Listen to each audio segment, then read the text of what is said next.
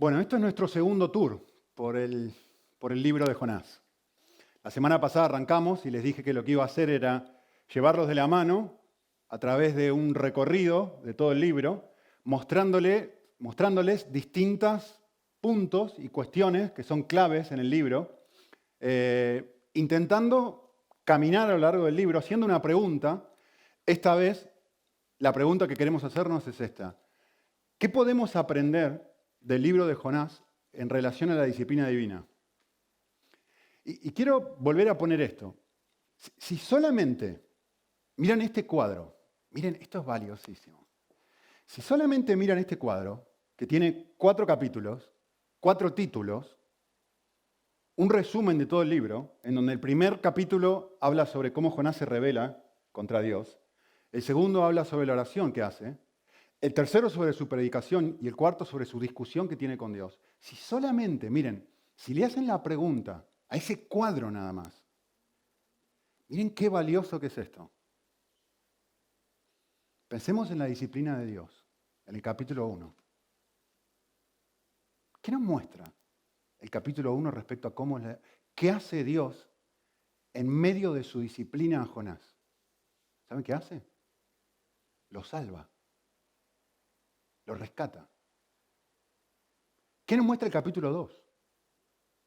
¿Qué hace Dios en medio de la disciplina de Jonás? Escucha su oración.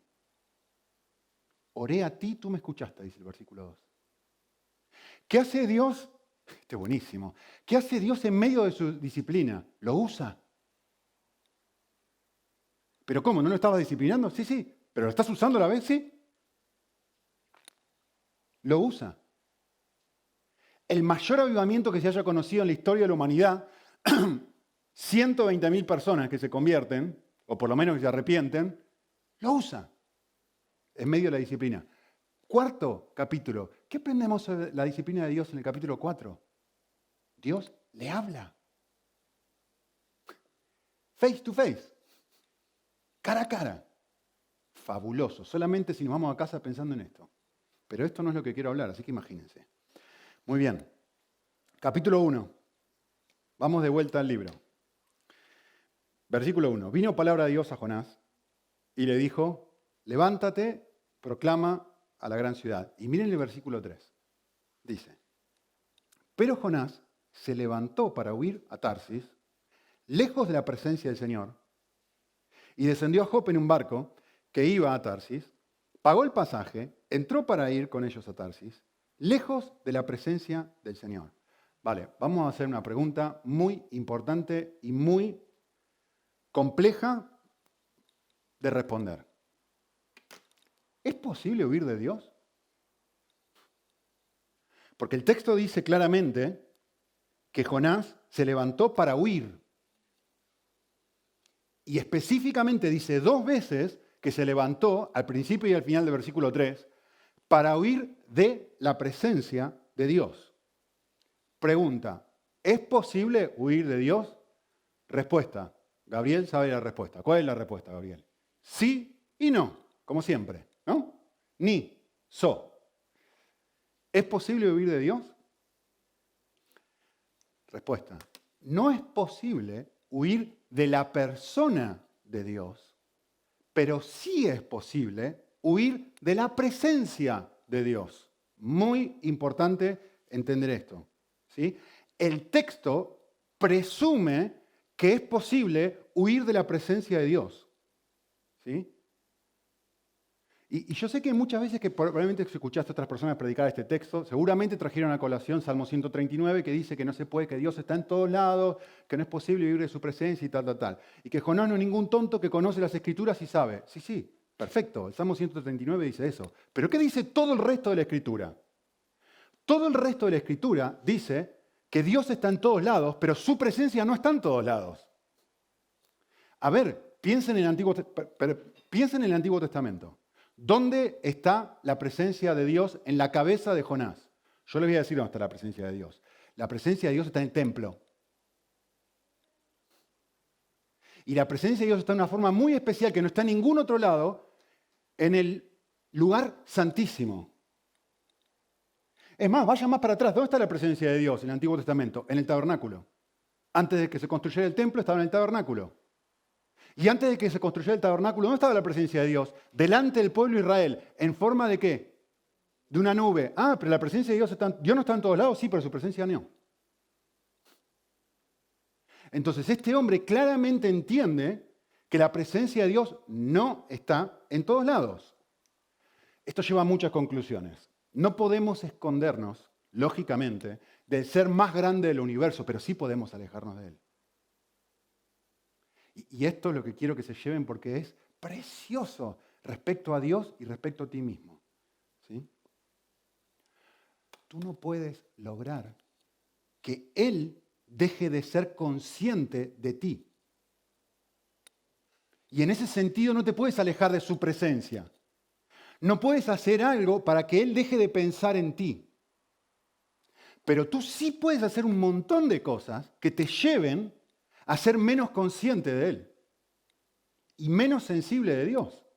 Y en ese sentido, alejarte de su presencia.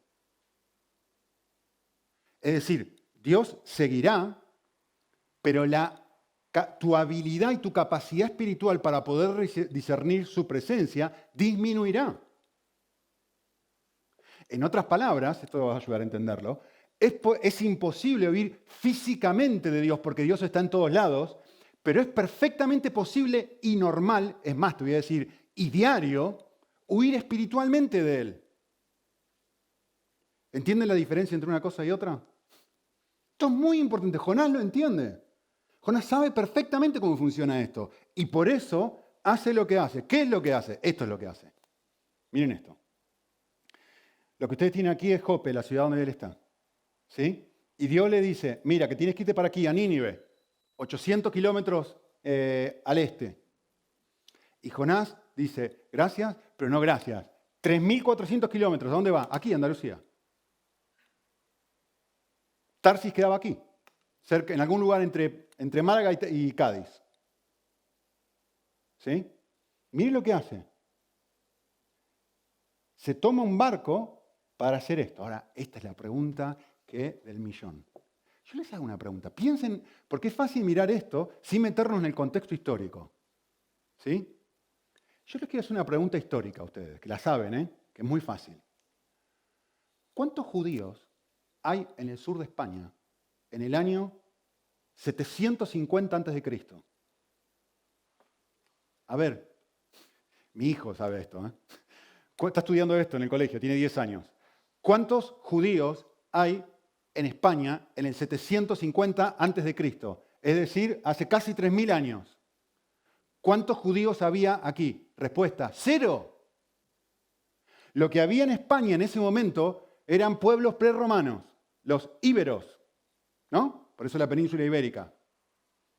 Los íberos, no me acuerdo cómo se llamaban los otros, pero eran todos pueblos prerrománicos. No hay un solo judío. Y este hombre dice, ¿dónde me voy a ir? A un lugar donde no existe ninguna persona que me hable de este Dios. Me voy a ir a un lugar donde no haya absolutamente nadie que crea lo que yo creo. Me voy a ir a un lugar más pagano que pueda encontrar. ¿Sí? Quiero posicionarme físicamente en una situación en donde nadie ni nada me recuerde ni me hable de Dios. Y entre paréntesis, no estamos hablando en el siglo I, en el siglo XXI, donde uno se puede tomar un avión y hace esta distancia. ¿En cuánto tardamos en hacer esto? Unas 4 horas y media en un avión. Y digo, la semana que viene me vuelvo. No, perdón, que esto es un trayecto de toda la vida. Te mudaste ahí y te perdiste. Se lleva meses hacer el trayecto y meses volver. O sea que no se va por una semana, no se va de vacaciones. No se va a decir, bueno, mientras tanto, chao, yo me aíslo de este mundo y me traslado a un mundo donde este Dios no exista. ¿Es posible huir de Dios? Claro que es posible huir de Dios. Es posible huir de todo aquello que me recuerda a Dios. Su pueblo, su templo y cualquier cosa que se asemeje a este Dios que en este momento yo detesto. Pregunta, ¿cómo huyo yo de Dios? Bueno, la respuesta más obvia es la que nos muestra Jonás, haciendo exactamente lo opuesto a lo que Dios espera de mí y tapando mi culpa o tapando la voz de Dios con cualquier cosa que me permita alienarme y vivir distraído. ¿Qué es lo que está haciendo Jonás? A ver, piensa en un segundo. No tenía ninguna necesidad de irse tan lejos. Podría haberse ido 100, 200 kilómetros, ¿no? Al oeste. En vez de irse 3.000, 3.500, 3.800. No quiero que nada ni ninguna cosa me recuerde este Dios. Eso es lo que está pasando aquí. Y la forma que yo encuentro hacer esto es yéndome a otro continente, a otro país. ¿Cómo puedo hacer esto? Anestesiando mi corazón con cualquier cosa que apaga mi apetito por Dios. Es increíble, esto lo podemos hacer todos. Él lo hacía de esta forma. No, Israel, la presencia de Dios y todo lo que está ahí en... ¿Cómo hago para zafar de esto? Me voy. ¿Y qué hago en el mientras tanto? Me duermo. ¿Qué voy a hacer en el viaje? Me duermo. No quiero pensar. Jesús dijo esto, miren, para que vean que no esto es un pensamiento mío. Jesús dijo, es claramente lo que Cristo está diciendo en este pasaje, es que existe una presencia de Dios y existe otra presencia de Dios. Un espacio en donde Dios se da a conocer y se manifiesta de una forma y un espacio donde no se manifiesta de la misma forma. Y el texto son palabras de Cristo, no mías, ¿no? El que tiene mis mandamientos y los guarda, ese es el que me ama. ¿Qué va a suceder en este vínculo? En este vínculo vas a encontrar un amor especial de parte del Padre y yo me voy a dar a conocer a ti. Yo me voy a manifestar. Te voy a mostrar mi presencia, si queremos usar la palabra del libro de Jonás. ¿Se entiende? Pregunta. Si el texto dice esto. ¿Cómo hago yo para que no se manifieste la presencia de Dios en mí? Respuesta, está en el texto. Hacer lo opuesto a lo que Jesús me dice. Jonás. Es decir, tener los mandamientos de Dios y no guardarlos. Si yo quiero que Dios no me hable, si yo quiero taparme los oídos, si yo quiero alienarme, lo que tengo que hacer es muy simple. Cualquier cosa que yo entiendo que Dios espera de mí, hacer lo opuesto. Y te aseguro que de repente el vínculo que había y el nivel de sensibilidad de corazón que había con Dios se desaparece. Desaparece. ¿Por qué? Porque es muy simple. Tu corazón, esto es muy, muy importante. ¿Cómo funciona tu corazón? Tú no le puedes dar una orden a tu corazón. No le puedes decir, haz esto, siente esto, ama esto. Tu corazón responde a estímulos. Mi corazón responde a un estímulo que se presenta atractivo o se presenta odioso. Y cuando encuentro algo atractivo, mi corazón responde a eso. Y cuando encuentro algo odioso, mi corazón rechaza. El corazón responde a estímulos. Y cuando yo me expongo a algo que apaga mi sed de Dios, Dios deja de ser atractivo. Es un círculo vicioso esto. ¿Sí?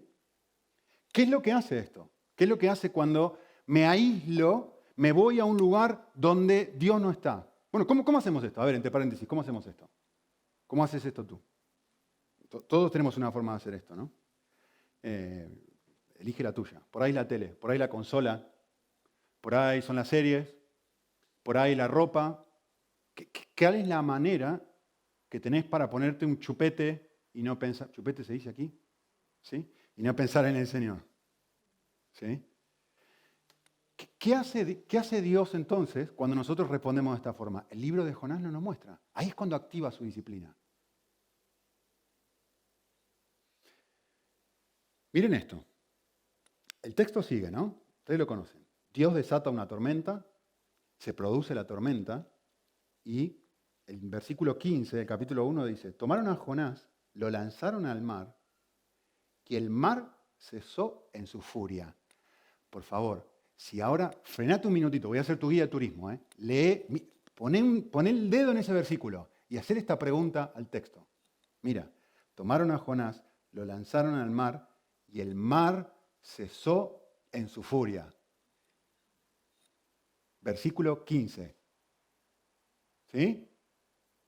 Y Jonás se volvió a subir al barco. ¿No? Y vino otro barco y lo rescató. ¿No? Ah, nunca lo había pensado. ¿Por qué? ¿Por qué? Si ya cesó la tormenta. ¿No debería haber vuelto arriba? No, no debería haber vuelto arriba. No está listo para volver arriba. ¿Cómo sé que no está listo para volver arriba? Porque el texto, versículo 17 lo dice. Dios dispuso un pez que se tragara a Jonás y lo tuvo en el vientre del pez 3 días y 3 noches. Dios quiso que sucediera esto. Les hago una pregunta. ¿Podría Dios haber dicho otra cosa? ¿Podría haber mandado un barco, como dije? ¿Podría haberlo hecho volver a subir al barco que estaba ahí? Sí, pero Dios no quiso hacer eso.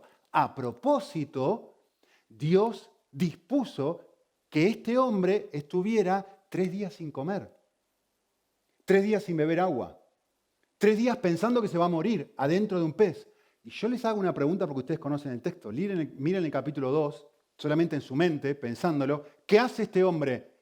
¿Qué haría cualquier persona dentro del pez por 3 días? Piensa y piensa y piensa y piensa y piensa y piensa y piensa y piensa. Entonces, la pregunta no es si lo salva. La pregunta que hay que hacerlo es, ¿cómo lo salva? Qué llamativo, ¿no? ¿Y por qué lo salvará de esta forma? Bueno, el capítulo 2 no es la respuesta, porque quiere hacerlo pensar. Porque quiere que se arrepienta, porque quiere que cambie. Miren lo que dice, esto nos va a ayudar a definir un poco la disciplina. Miren lo que dice Hebreos 12, el pasaje clásico respecto a qué es la disciplina. Dice, hijo mío, no tengas en poco la disciplina del Señor.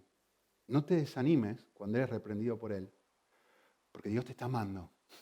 No te desanimes. ¿Por qué no deberías desanimarte? Porque Dios te está amando, ¿vale? ¿Qué está haciendo Dios? Dios te está azotando.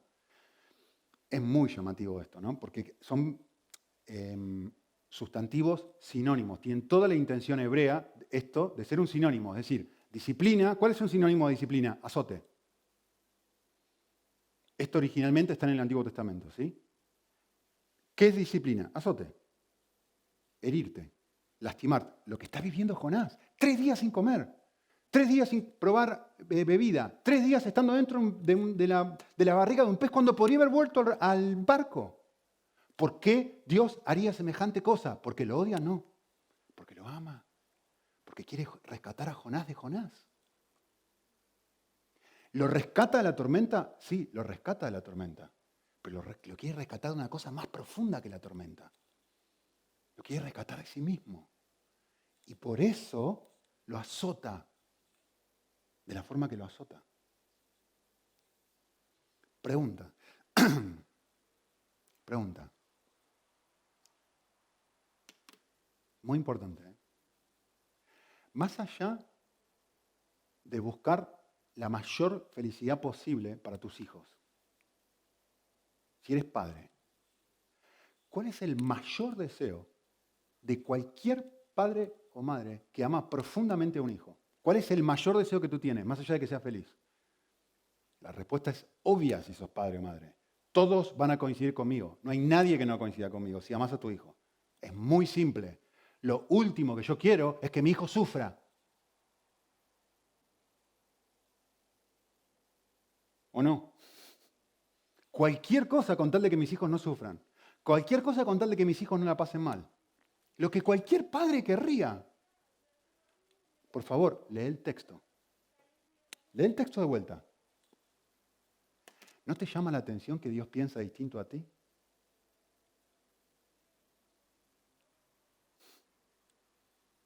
¿No te llama la atención que dice, eso no es amor? Según nuestro pasaje. Cualquier padre que ama profundamente a su hijo quiere que su hijo no sufra. Y Dios me dice a mí, yo tengo una idea mejor, superior a la tuya, distinta a la tuya, y mucho más valiosa y más sabia que la tuya. Ah, pero eso es muy contracultural, Nico. Sí, yo lo sé que es muy contracultural, porque nadie en el siglo XXI piensa así, pero Dios piensa así. Entonces la pregunta es, ¿te creaste un Dios a tu propia imagen? Es decir, ¿tenés un Dios similar a tu cultura o tenés un Dios que puede contradecirte? Que no se amolda a lo que tú piensas que debería ser, sino que Él se revela y te dice, no, mira, yo soy de esta forma. Porque yo tengo una definición de lo que es mejor para mis hijos y Él tiene una definición distinta. Él me dice, es mucho mejor para ellos, en muchas ocasiones, un azote, sufrir, que no sufran. Increíble. Vale. Quiero leerles algo. Lo que les voy a leer ahora, necesito hacer un preámbulo a esto. Lo que les voy a leer ahora es esto. Ustedes saben, hay un autor que escribió el devocional más leído en la historia del cristianismo. Este libro, que yo sepa, probablemente es el libro más, después del Progreso del Peregrino, después la Biblia, el Progreso del Peregrino, por lo menos en mi conocimiento, este libro que yo voy a leer ahora, de este autor, es el tercer libro más vendido y más traducido en la historia del cristianismo. ¿Vale? Seguramente muchos de ustedes lo han leído. Lo escribió Oswald Chambers y se llama En pos de lo supremo. Es un devocional. 13 millones de copias. No sé cuánta cantidad de decenas de traducciones. Les voy a leer esto. No les va a gustar ni medio. Si lo quieren buscar, 25 de marzo. Oswald Chambers dice esto. Piensen en las emociones que esto les causa adentro al leerlo. Miren lo que dice. Y cuando veas a que una persona, cualquier persona, está en medio de una lucha difícil y penosa, no intentes prevenirla, sino más bien, a todo lo contrario, ora para que su dificultad se vuelva 10 veces más dura, hasta que ningún poder en la tierra o en el infierno pueda apartarle de Jesucristo. Miren lo que dice aquí. Muchas veces intentamos tomar el puesto de la providencia en la vida de otros, es decir, funcionar como Dios en la vida de otros. Y en realidad somos pésimos aficionados, interponiéndonos y estorbando la voluntad de Dios, diciendo, pobrecito, fulano, mengano, no debería experimentar tal dificultad. Y dice Oswald Chambers, en lugar de ser amigos del novio de Dios, Cristo, nuestra simpatía por la persona se interpone en el camino. Llamativo, ¿no? Total y completamente contracultural. ¿Qué emociones te causa esto? ¿Cuándo fue la última vez que alguien te aconsejó que permanecieras en una situación de dolor, que era bueno para ti? No, pero mi jefe en el trabajo me maltrata, no me trata bien y me quiero cambiar de trabajo. Sí, qué bueno, voy a ayudar a buscarte un trabajo mejor. En vez de ayudar a la persona y decir, a ver, vamos a trabajar un poco. ¿Será que Dios es soberano sobre tu vida y está intentando hacer algo en tu corazón? ¿Será que esto está mostrando tu orgullo? ¿Será que esta situación puntual está revelando algo? Y tratamos de salvar a la persona de la situación de dolor. Y jugamos el rol de la providencia. En vez de ayudar a la persona a hacer el proceso que vemos 2 veces, ahora lo vamos a ver un rato, que Dios está haciendo en Jonás. Es decir, déjame ayudarte a trabajar, darte el espacio para que pienses un poquito en medio del dolor qué es lo que te está pasando. Y Dios lo hace, pero súper claro. Regálenme en 15 minutos, en 10 minutos les voy a decir, les voy a mostrar en el texto, cómo Dios justamente intenta hacer eso en Jonás. Ejemplo clásico en mi vida, tener novia. Me acuerdo, 20, 21 años o algo así por ahí, 20, 20 y pico, corto. ¿Qué quería? ¿Tener novia? ¿Qué quería? Una novia que amara a Cristo. ¿Qué quería? Una novia guapa, inteligente y que amara a Cristo. Y que se enamorara de mí. Como todos, ¿no? Entonces, ¿qué hacía? Intentaba acá y parecía que todo en contra mío. No. Intentaba acá, no. Intentaba acá, no. El universo se complota en contra de mi mayor deseo. ¿Cómo puede ser? Es más, me acordaba hoy en la mañana, estaba pensando esto y digo, me acuerdo varias veces que distintas personas vinieron y decían, debes tener varias candidatas, ¿no?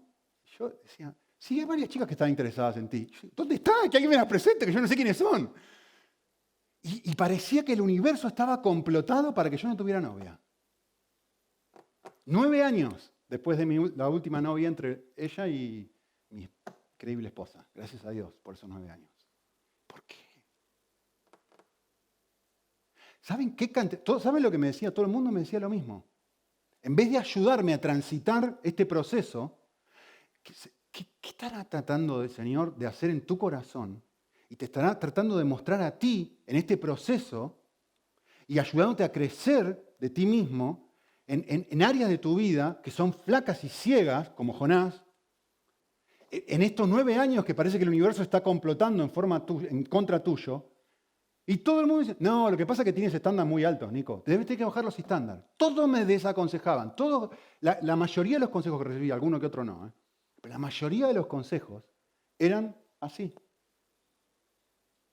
En vez de ayudarme a transitar esta experiencia entendiendo, a ver, ¿cómo funcionará Dios en este caso?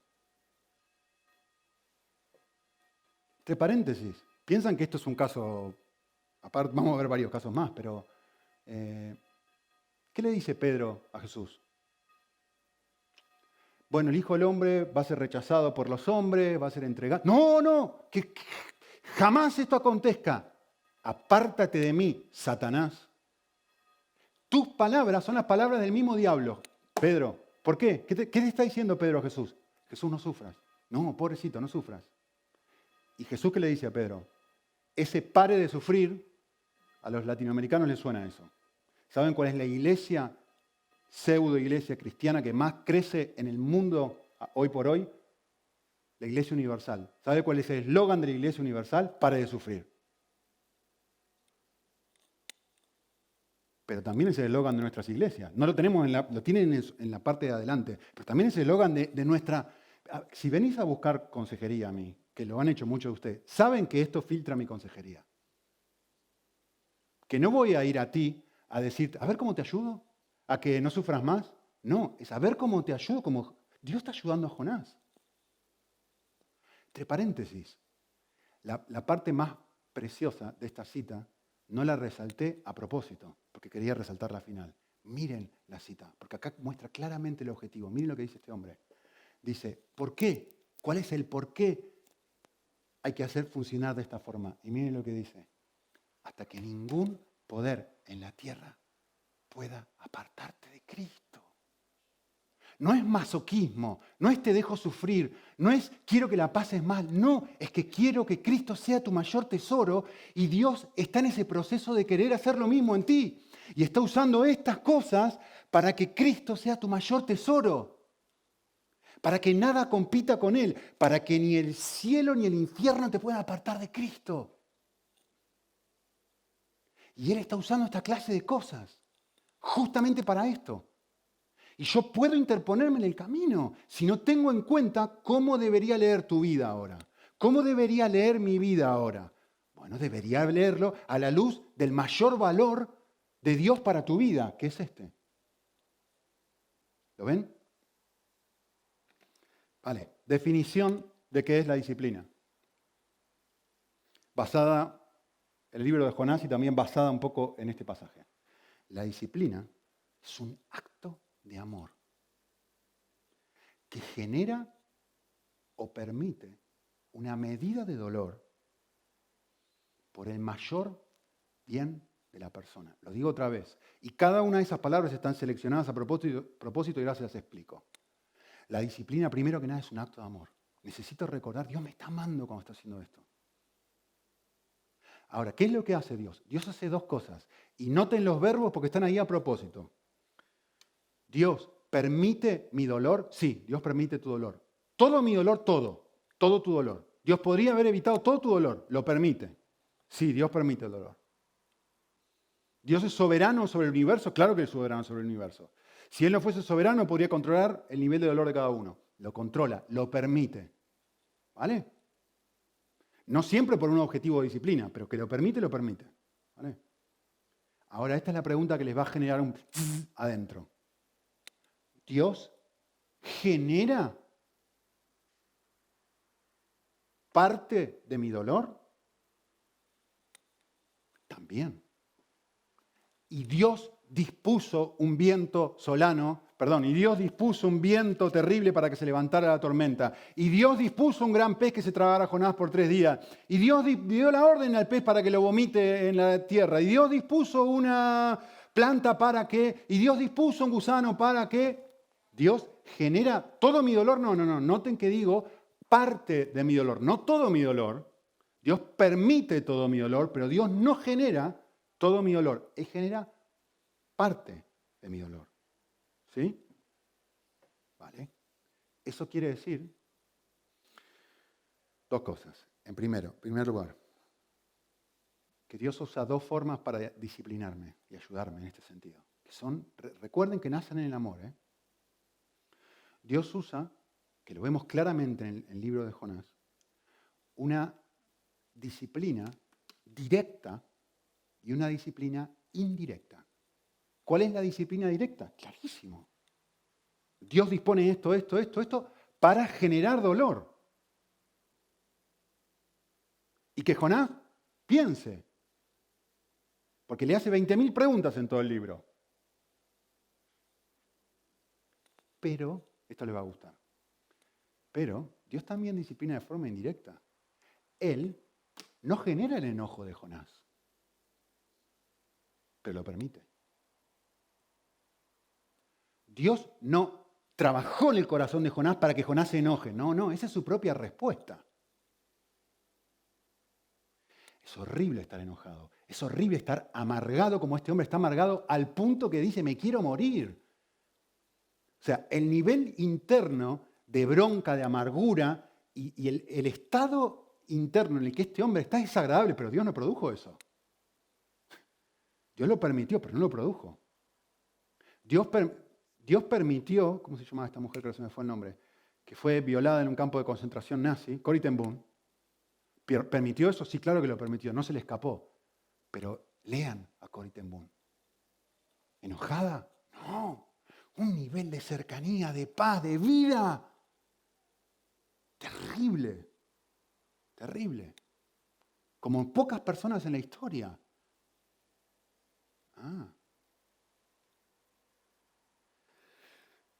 Vale. Espero que esto ayude algo. Ahora, les quiero decir 2 cosas muy, muy, muy importantes. Mi reacción a todo esto, toda la disciplina de Dios, muestra 2 cosas. O mi respuesta, mejor dicho. En primer lugar, mi reacción al concepto bíblico de la disciplina muestra mis valores. Es decir, mi reacción interna, odio lo que está diciendo, no me gusta, muestra aquello que yo considero valioso e importante. ¿Por qué? Miren esto, pregunta, para que piensen. Pensá esto, ¿qué es lo que más deseas en la vida? No te estoy diciendo qué cosas deseas, te estoy diciendo qué es lo que más deseas. Porque todos deseamos muchas cosas. Pero la pregunta del millón es, ¿qué es la cosa que más deseas en tu vida? Y trata de ser honesto, ¿sí? Porque el punto es eso, ¿qué es lo que yo más deseo? ¿Qué deseo? ¿Deseo tener éxito? ¿Deseo ser famoso? ¿Deseo casarme? ¿Deseo tener novia? ¿Deseo descansar? ¿Deseo viajar por el mundo? ¿Qué deseo? ¿Deseo prestigio? ¿Deseo tener seguridad financiera? ¿Qué es lo que más deseo en la vida? ¿Deseo dejar una marca en el mundo a través de mi ministerio?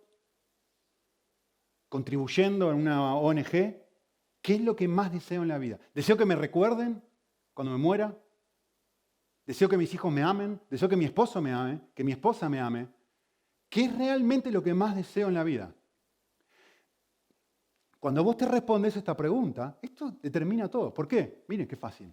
Porque si tu mayor deseo es cualquier cosa de este mundo, que tú lo eleves a una categoría de ídolo, es decir, yo vivo para esto, entonces vas a tener una actitud de enojo, de furia y de rechazo ante cualquier disciplina de vida que te impida obtener eso. Es decir, si mi mayor deseo es tener un novio y Dios no me lo da, si mi mayor deseo es tener un buen trabajo y Dios no me lo da, si mi mayor deseo es que mi esposo o mi esposa, lo que sea, y cuando Dios en su soberanía orquesta todas las circunstancias para que yo no obtenga eso, furia, bronca, rechazo. ¿Por qué? Porque te está quitando lo que más deseas. Y justamente lo que nos muestra el libro es esto. Dios está controlándolo todo, buscando traer esto a la luz. ¿Para qué? Para generar este vínculo con Cristo que ni el cielo ni el infierno mismo puedan quitarlo. ¿Vale? Pero hay otra cosa que revela la disciplina. La disciplina, entre paréntesis, antes que me olvide. Si yo lo que más quiero en la vida, piensen esto, mi mayor objetivo de vida es, yo quiero tener un vínculo donde que Dios se manifieste en mi vida. Quiero disfrutarlo, quiero que Él sea mi mayor tesoro. Quiero crecer en santidad. Yo quiero ser usado para que su reino crezca y no el mío. Entonces, aunque no encuentre placer en la disciplina, como dice el libro de Hebreos, la disciplina no es placentera en el momento. Claro, no tengo que encontrar placer, me duele, lógico, está bien, se entiende. Pero la acepto como un medio a través del cual Dios me da aquello que realmente anhelo, que es esto otro. Entonces, les soy sincero, cuando yo tenía los 20, había momentos que variaba, pero decía, no, mi mayor objetivo en la vida eres tú, está bien. No me agradaba no tener novia, no me agradaba estar en esa situación, pero sí recordaba mi norte, mi objetivo, es decir, yo qué es lo que realmente quiero en la vida, yo quiero esto, genial. Entonces está bien, lo puedo aceptar. ¿Me duele? Sí, me duele. ¿Me hace llorar? Me hace llorar. A veces estoy triste, sí, a veces estoy triste, pero llega un punto donde me recuerdo a mí mismo, ¿qué es lo que más quiero? Esto. Entonces voy a transitar este camino. El camino angosto. El camino que nadie quiere transitar. ¿Por qué? Porque sé lo que quiero. Que coincide con lo que Dios quiere. Entonces, otra cosa que muestra mi reacción a la disciplina, o la disciplina, mejor dicho, es que revela lo que tiene más valor para Dios. No solamente revela lo que tiene más valor para mí, sino lo que tiene más valor para Dios. Es decir, lo que Él considera valioso o importante. Miren esto, este pasaje es fabuloso. Todo el mundo conoce este texto. Dice Apocalipsis 3. Yo conozco tus obras, que no eres frío ni caliente. Es decir, un tipo que va cambiando por la vida, que no... ¿Viene a la iglesia? Sí, viene, de vez en cuando. ¿Lee la Biblia? Bueno, una vez al mes, si le toca. Ora 5 minutos antes de irse a dormir y se queda dormido. ¿Hace grandes cosas malas? No, no hace cosas malas. No anda por ahí robando, o no hace grandes cosas malas, pero tampoco sacrificarme por Dios. Humillarme. Servir a otros. Dar mi dinero para el reino de Dios. Levantarme temprano todos los días para buscar a Dios. Fuego por su persona, olvídate. Vale. Eso. Tibieza, ¿no? Vale. Todo el mundo conoce esto, pero nadie piensa lo que viene después de esto, en el versículo. Lo voy a leer, está ahí. Miren lo que dice. Muy interesante. Dice así. Está hablando de una iglesia. Cuando tú te autoevalúas, iglesia querida, tú dices, yo soy rico, yo estoy bien, yo soy rico, no tengo necesidad de nada. Es decir, aquí están sus valores, los valores de esta persona. Yo estoy bien, yo tengo todo lo que necesito, estoy hablando financieramente, yo estoy perfectamente bien. Y esta es la evaluación de Dios. Tu problema es que aunque lo tenés todo, tenés tu coche, tu casa, tu esposa, tu trabajo, tu esto, tu lo otro, no sabes que internamente eres un miserable, eres digno de lástima, pobre, ciego y estás desnudo. Vale, son palabras duras, ¿no? Pero a la vez, mire lo que dice. Dice, te aconsejo esto, no te obligo, te aconsejo. Que compres oro, tengo algo que es mucho más valioso que lo que tú tienes. Tú dices, no, pero yo tengo todo lo que necesito, yo estoy bien. ¿No? Y Jesús dice, yo tengo una cosa mucho más valiosa que tú no tienes, lo que dice Dios. Oro refinado, pasado por fuego, para que realmente llegues a ser una persona rica, que dice el texto. ¿Sí? Yo tengo vestiduras diferentes a las que tú tienes. Tú te vistes muy bien porque tienes dinero, pero yo tengo unas vestiduras mucho mejores que esas. ¿Cuáles son? Y no se ponga de manifiesto tu vergüenza. ¿Qué necesitas? Necesitas colirio para tus ojos. La frase es fabulosa. Necesitas la capacidad de ver tu estado real para que puedas darte cuenta de que hay algo que no tienes y que piensas que tienes. O sea, tú piensas que eres rico cuando en realidad eres pobre. Lo que necesitas es la capacidad de verte bien y evaluarte a la luz del valor correcto, del valor divino. ¿Sí? Miren. Por lo tanto, como no te estás viendo bien, como pensás que estás bien y en realidad no estás bien, resultado, disciplina. Yo reprendo y disciplino. ¿Por qué? ¿Porque te odio? No, te amo, te estoy amando, te quiero hacer rico. ¿Pero por qué no me das lo que yo quiero? ¿Por qué no me das esto? ¿Por qué no me das el trabajo? ¿Por qué no me das el ministerio? ¿Por qué no me das el novio? ¿Por qué no me das la novia? ¿Por qué no me das esto? Porque te quiero hacer rico. Te quiero dar algo mucho mejor que eso. Te quiero dar algo fabuloso. ¿Y qué es ese algo fabuloso? Está en el texto. Está ahí. ¿Qué es ese algo fabuloso? Primero, ¿qué necesito? Arrepentirme. Necesito darme cuenta de mi estado y darme cuenta que he idolatrado algo que no debería haber idolatrado. Darme cuenta de que estoy desnudo, de que soy pobre, de que soy digno de lástima, de que soy miserable. Necesito darme cuenta de mi estado. Necesito arrepentirme, ¿vale? Y una vez que hago eso, ¿qué es lo que Dios quiere regalarme? Bueno, yo les digo, está muy, muy claro en el texto. ¿Saben lo que Dios quiere regalarte? Lo que Él considera que tiene más valor que ninguna otra cosa en el universo. Una cena con su hijo.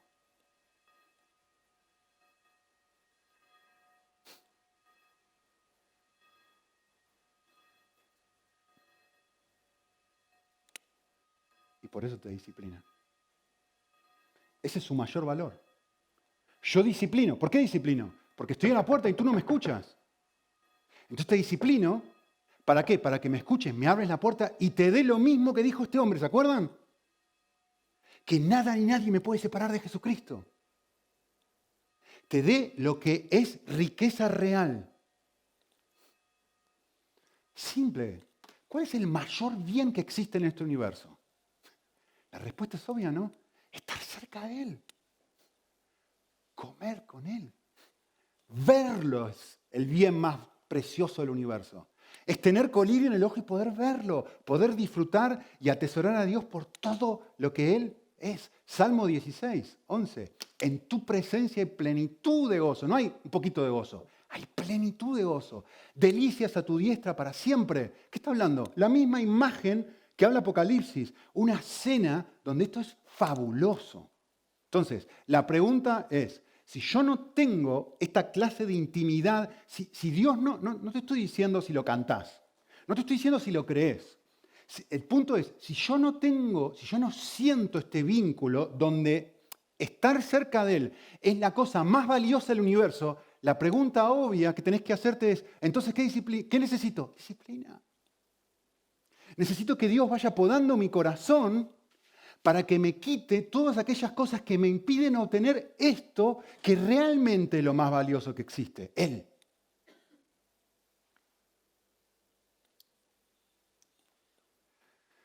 Y por esto Dios te disciplina y me disciplina, porque prioriza tu mayor bien por encima del dolor. Ahora la pregunta que todos se hacen. Estamos quedando sin tiempo, voy a avanzar rápido. ¿Cambió Jonás después de la historia? Termina la historia, termina el libro. ¿Cambió Jonás, sí o no? Bueno, la respuesta a esta pregunta está en otra pregunta.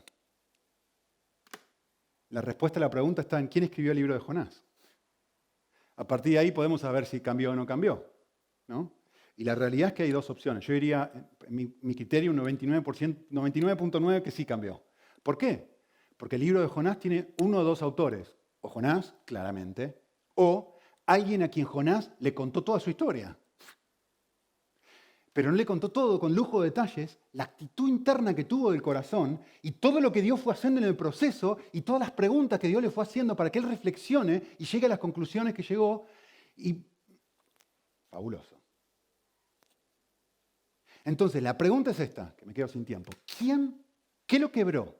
¿Qué hizo que Jonás tuviera la capacidad para o escribir este libro o contarle a otra persona sus experiencias para que las dejara registradas? Y se humillara de la forma que se humilló, porque esto es humillante para un judío que escriban esto sobre ti, ¿no?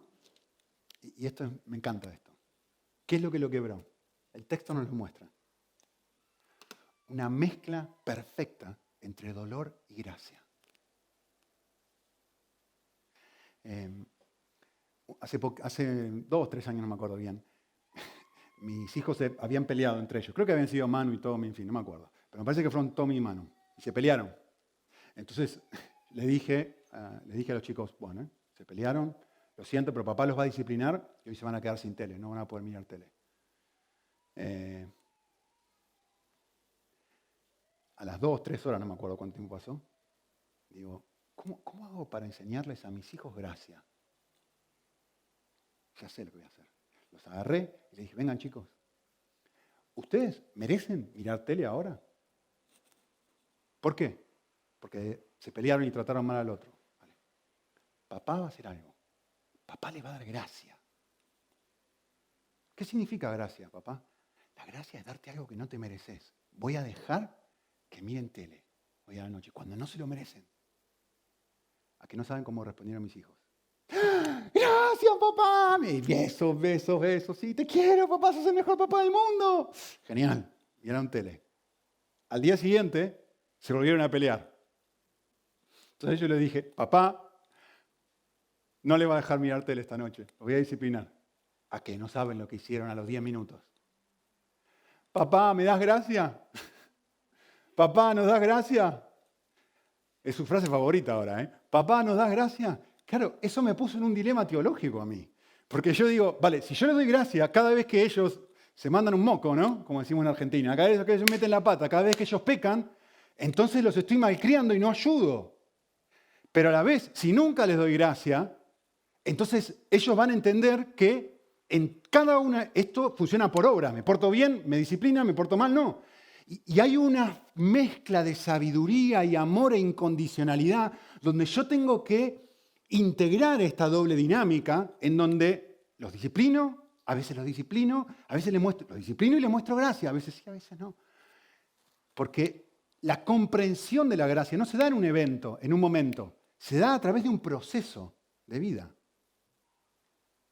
Entonces, la pregunta es grande, ¿no? ¿Cómo hace un padre, cualquier padre de Dios, para mostrarle a gracia a sus hijos sin consentirlos? ¿Qué es lo que vemos en el libro de Jonás? Esto es invaluable. ¿Cómo hace Dios en la vida de Jonás para que él entienda que tiene que cambiar, sin que entienda que cada vez que Jonás desobedece y viene una tormenta, él lo va a salvar de la tormenta? ¿Cómo hace? Está en el libro. Este es el patrón, ¿eh? El patrón es este. Dios lo disciplina, Dios lo salva, Dios le muestra gracia y Dios lo hace pensar. Lo hace conectar su experiencia con el obrar de Dios, sus circunstancias con el obrar de Dios. Miren esto, ¿qué dice Jonás 4.1? Lo leo. Esto desagradó a Jonás en gran manera. Es decir, Jonás está diciendo, odio lo que tú amas, lo odio. ¿Qué es lo que está diciendo Dios? Yo encuentro un enorme placer en amar a las personas que me odian, como la gente de Nínive. ¿Y cuál es la respuesta de Jonás a eso? Yo lo odio. Yo odio esto. Capítulo 4, versículo 1, ¿no? Vale. Yo les hago una pregunta. ¿Qué es lo próximo que hace Dios? ¿Saben qué hace Dios? Un déjà vu. Vuelve a traer el capítulo 1 al capítulo 4. El capítulo 1 y el capítulo 4 son una réplica, tal cual. Sí, vayan a casa y léanlo, no tengo tiempo ahora. Uno, pero sí, ¿qué tiene que ver? Uno está en un barco, en una tormenta, el otro está en el desierto. ¿Qué tiene que ver una cosa con otra? Es que tiene que ver todo. Todo es exactamente lo mismo. Lo que Dios hace, si ustedes miran el capítulo 1, Dios dispone una tormenta, Dios dispone un pez y Dios dispone todo para que Jonás la pase mal. ¿Qué hace en el capítulo 2? Lo hace pensar. ¿Sí? Lo deja ahí 3 días. ¿Entendió o no entendió la lección, Jonás? Los lectores no estamos seguros en el capítulo 3, pero en el capítulo 4, versículo 1 sí estamos seguros, ¿no? Sigue igual, no ha cambiado. ¿Qué es lo próximo que hace Dios? Vuelve a repetir la experiencia y lo pone, dice, Dios dice, vale, ¿no entendiste la disciplina del capítulo 1? No pasa nada. Podemos repetirla en el capítulo 4. Y Dios dispone una planta, un gusano y un sofocante. Y lo hace pasar por un calor terrible. ¿Sí? Es decir, ambas situaciones están diseñadas, controladas y dirigidas por Dios. Como una especie de ajedrecista. Y miren esto, mi última observación antes que nos vayamos a casa. ¿Tenés tu Biblia abierta en el capítulo 4? Tenés que hacerlo, porque esto no tiene precio. ¿Cuántas veces habla Dios en el capítulo 4? Respuesta, 2 veces. Primera vez que habla en el capítulo 4, versículo 4. Miren lo que hace Dios, que no es casualidad, ¿eh? ¿Qué es lo que hace en el versículo 4? Y dijo el Señor, ¿tienes razón para estar como estás? Lo hace pensar. Estoy enojado porque no se ha hecho mi voluntad. Estoy enojado porque no me das lo que quiero. Estoy enojado porque no me das lo que quiero. ¿Qué dice Dios? Lo hace pensar y le dice, ¿tienes razón para enojarte? Ahora presten atención al texto. Versículo 9. La segunda vez que habla Dios. Entonces Dios le dijo a Jonás, ¿tienes razón para enojarte? Un déjà vu. ¿Qué hay en el medio entre la primera pregunta y la segunda pregunta? Una experiencia de disciplina. Lo hace pensar. Lo disciplina. Primero lo hace pensar. ¿Tenés razón para enojarte? ¿Tenés razón para responder así? Que sí, que sí, que sí, que sí, que sí. Lo disciplina con la planta. Lo rescata de la planta. Luego lo disciplinar con la planta. Y al final, ¿qué hace? Lo hace pensar. ¿Entendés lo que amás? Te amás a ti solito. ¿Tienes razón para enojarte? ¿Qué es lo que está diciendo Dios? Quiere que medite en lo que motiva, en la razón de su enojo. Es decir, que descubra su ídolo, aquello que realmente ama este hombre. Es un sándwich, ¿lo ven? Tapa, tapa y en el medio disciplina. ¿Ustedes piensan que esto es una excepción? Esto es su costumbre. Miren, Ageo 1 dice, Dios, escúchenme pueblo, piensen bien en sus caminos, piensen, por favor, piensen. Miren cómo termina el texto. Otra vez le vuelvo a decir lo mismo, piensen. ¿Qué es lo que hay en el medio? Un sándwich. Mira, que tú te estás esforzando un montón, no estás sacando nada. Estás recogiendo, y no, estás sembrando y no recoges. Estás comiendo y no te quedas saciado. Bebés y no quedas satisfecho. Te compras ropa nueva, no te satisface. Un nuevo novio, no funciona. Esto tampoco, esto tampoco. Piensa, medita, conecta. Que hay algo que de forma soberana yo estoy tratando de hacer en tu vida. Un sándwich, otra vez. El mundo complotándose para que las cosas no salgan como yo quiero. Y lo que Dios está diciendo no es simplemente borrar, evitar. Evitémosle el mundo el sufrimiento, es conecta. Conecta que hay algo que aquí no debe andar bien. ¿Y qué es ese algo que no debe andar bien? Es muy obvio. Todo aquel que yo amo, disciplino. Una lección no aprendida. Por eso, no te desanimes, dice Hebreos, cuando eres disciplinado por Él. Su motor es su amor. Y el objetivo final es un cambio que te da vida abundante. Es un cambio que te conecta a la perla de gran precio. Es un proceso que te ayuda a obtener lo que supuestamente realmente querés tener, que es Cristo como tu mayor tesoro. Oramos. Señor, queremos leer la vida como tú la lees. Lo decimos claramente, a nadie le gusta pasar por un proceso de disciplina, pero queremos aprender a aceptarlo como un instrumento que tú usas para cambiarnos. Ayúdanos, Señor. Ayúdanos a ver tu amor. Ayúdanos a ver cómo nos rescatás una y otra vez de nosotros mismos. Cómo tu sabiduría es fabulosa. donde nos va mostrando pequeños pedacitos de gracia, distintos momentos de dolor, pero finalmente un rescate que se va produciendo cada vez más y más y más valioso. Queremos creer a Cristo como el primer tesoro de nuestra vida y queremos tener los mismos valores que tú tienes. Cámbianos, Señor, en Cristo Jesús.